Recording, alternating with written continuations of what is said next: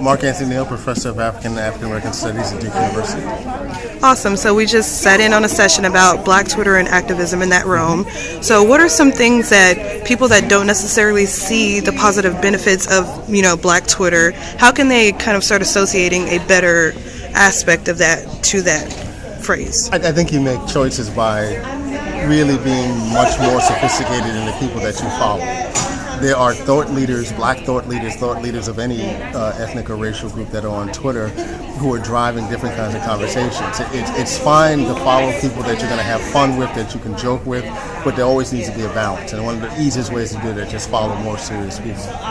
And for somebody that's in the realm of academia, what's a step that they could take in order to start looking into these issues? I think, one, to actually be there in Twitter or social media to find out what kind of conversations are taking place.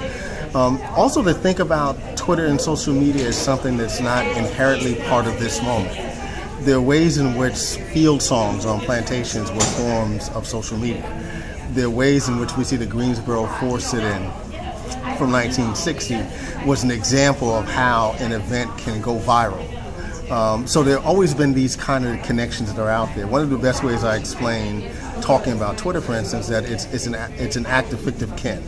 The way Black folks who don't know each other will pass each other in the street and nod their head, not knowing each other, but knowing that because they're Black, they may have some sort of shared experience. That's part of how Black Twitter functions also.